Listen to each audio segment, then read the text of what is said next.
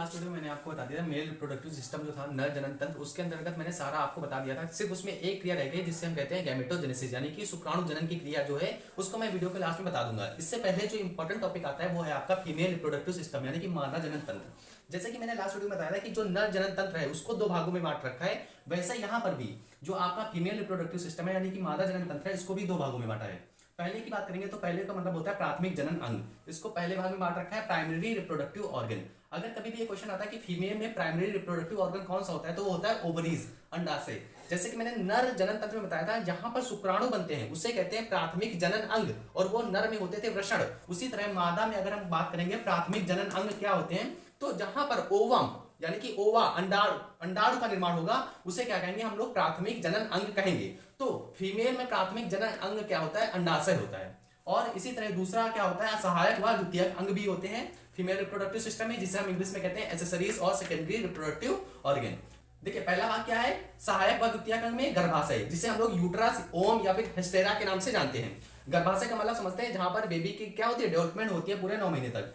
Uterus से आप लोग सभी लोग भली भांति परिचित होंगे, ओम भी इसे कहते हैं। और हिस्टेरा कॉमनली सबसे ज्यादा नाम किसके नाम से जाना जाता है, हिस्टेरा के नाम से जाना जाता है। कई बार कहते हैं कि इसकी बच्चेदानी का ऑपरेशन होगा, तो बच्चेदानी का जो ऑपरेशन होता है उसे क्या कहते हैं हम लोग, हिस्टेक्टमी कहते हैं। तो हिस्टेक्टमी इस शब्द कहां से आया, इसी हिस्टेरा से आया है, क्योंकि जब भी बच्चेदानी का ऑपरेशन होता है तो उस समय हिस्टेरा नामक जो होता है इस शब्द का प्रयोग किया जाता है और कहा जाता है कि हिस्टेक्टमी के द्वारा उस गर्भाशय को वहां से निकाल दिया गया है, यानी कि बच्चेदानी को उसके निकाल दिया गया। तो ये जो गर्भाशय होता है यहाँ पर क्या होती है, बेबी की डेवलपमेंट होती है पूरे 9 महीने तक, समझे कि नहीं। तो गर्भाशय क्या है, आपका सहायक व द्वितीयक अंग होता है। दूसरा भाग क्या है, गर्भाशय ग्रीवा, जिसे हम लोग सर्विक्स के नाम से जानते हैं, ठीक है इसे। और तीसरा भाग क्या है, फैलोपियन ट्यूब। फैलोपियन ट्यूब जो होती है, फैलोपियन ट्यूब से क्या जुड़ी होती है, आपकी अंडाशय यानी कि ओवरीज क्या होती है, जुड़ी होती है। दो ओवरीज होती है, पता है कि नहीं, दो ओवरीज होती है। फैलोपियन ट्यूब भी कितनी होती है, 2 होती है। गर्भाशय ग्रीवा भी 2 होती है। और गर्भाशय कितनी होती है, तो 1 होती है। इसके अलावा देखिए यहाँ पर लिख रखा है मैंने बाह्य जननेंद्रियां यानी एक्सटर्नल जेनिटेरिया। जब मैं आपको फीमेल रिप्रोडक्टिव सिस्टम बताऊंगा तो फीमेल रिप्रोडक्टिव सिस्टम तो जो एक अंदर है वो तो बताऊंगा ही बताऊंगा, उसके साथ में एक एक्सटर्नल पार्ट में बताऊंगा,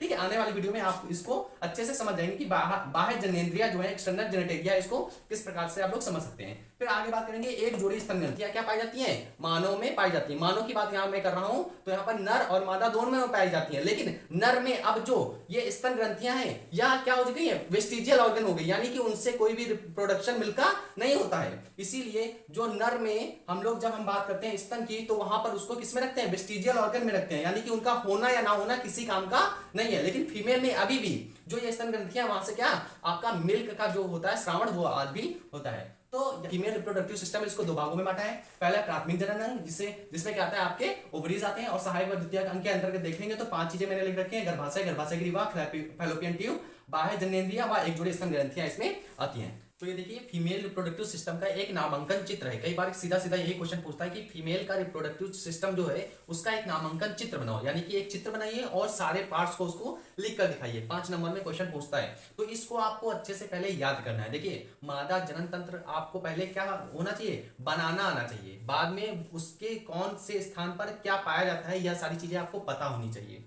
तो देखिए जब मैंने ये मादा जनन तंत्र बनाया तो सबसे पहले मेरे को याद था कि इसमें क्या क्या पाया जाता है। तो क्या क्या पाया जाता है, ओवरीज पाई जाती हैं, गर्भाशय पाया जाता है, गर्भाशय ग्रीवा पाया जाता है, एक योनि पाई जाती है और फैलोपियन ट्यूब पाई जाती है। इतनी सारी चीजें पाई जाती हैं।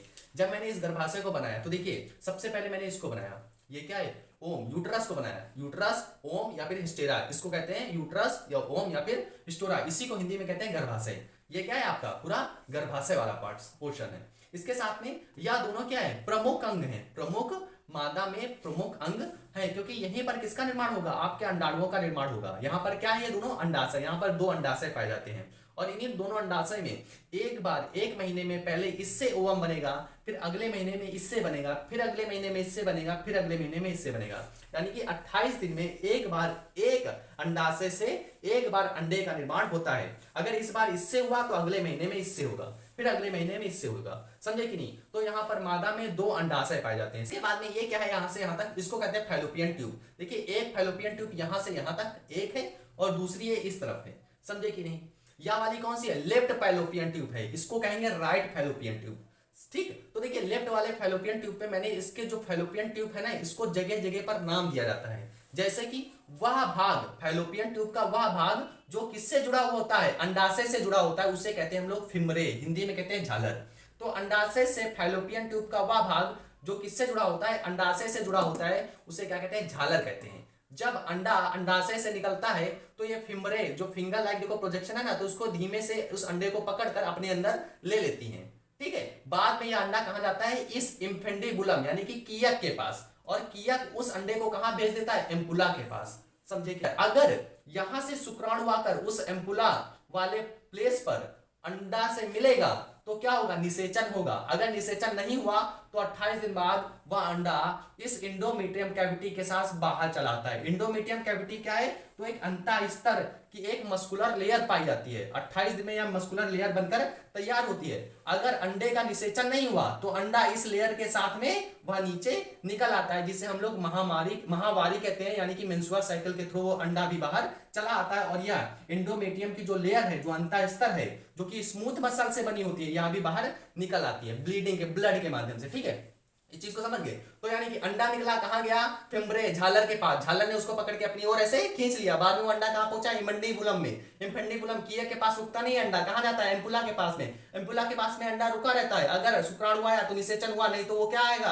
अंडा इंडोमेट्रियम लेयर के साथ में बाहर निकल जाएगा। समझे कि नहीं? और एम्पुला के बारे में एक चीज याद रखना, देखिए मैंने यहाँ नोट करके लिख रखा है कि एम्पुला को क्या कहते हैं, साइट ऑफ फर्टिलाइजेशन, यानी कि निषेचन का स्थान। यह क्वेश्चन बहुत इंपॉर्टेंट है, कहता है कि शुक्राणु अंडाणु से कहां मिलता है, तो कहां मिलता है, एम्पुला की जगह पर। कई बच्चे इसको इस्थमस और एम्पुला के जंक्शन को याद करते हैं, वह गलत है।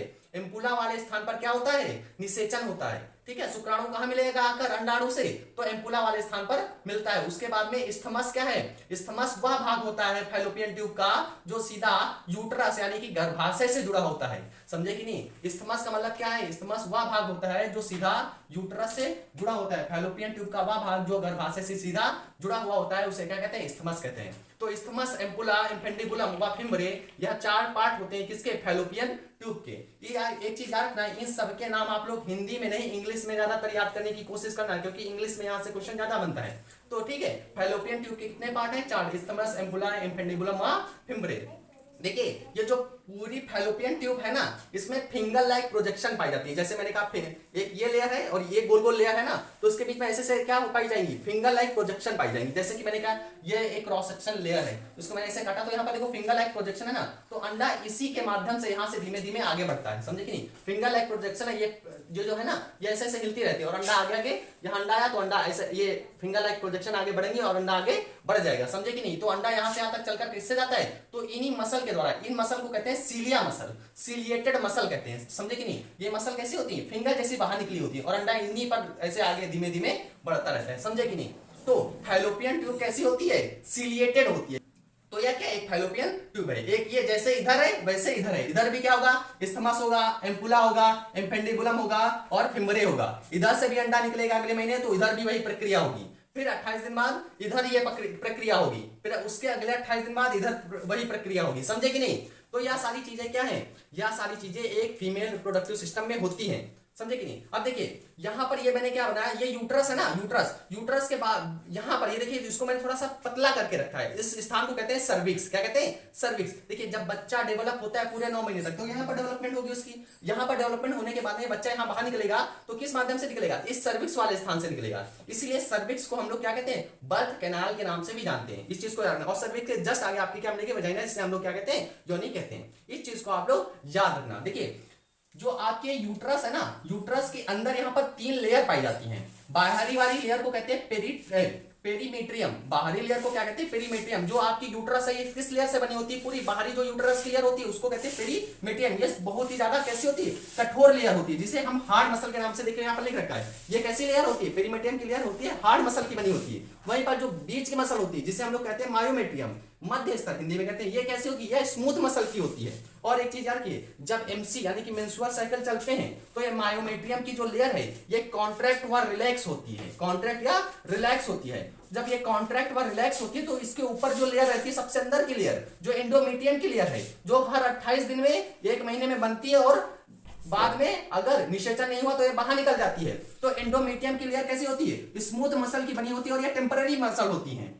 ठीक है, 28 दिन तक ये क्या होती है, डेवलप होती है। अगर निषेचन नहीं हुआ तो ये ब्लीडिंग के साथ में यानी कि मेंस्ट्रुअल साइकिल के समय बाहर निकल जाती है लेयर। तो जब ये लेयर बाहर निकलती है उस समय मायोमेट्रियम की लेयर क्या करती है, कॉन्ट्रैक्ट व रिलैक्स करती है, ताकि यह जो अंदर की जो मसल है यह टूटकर बाहर निकल जाए। तो देखिए ये हमारा क्या है, यूट्रस है। यूट्रस के बाद में यह स्थान क्या है, इस्थमस है। यह क्या है, एम्पुला है, इसे इम्पेंडिबुलम कहेंगे, इसे फिमरी कहेंगे। एम्पुला के स्थान पर क्या होगा, निषेचन की क्रिया होगी। इस्थमस वह प्लेस होता है जो यूट्रस से सीधा जुड़ा होता है। फिमरे वह स्थान होता है जो सीधा ओवरी से जुड़ा हुआ होता है, समझे कि नहीं। इसे सर्विक्स कहते हैं, इसे हम लोग वजाइना कहते हैं, समझे।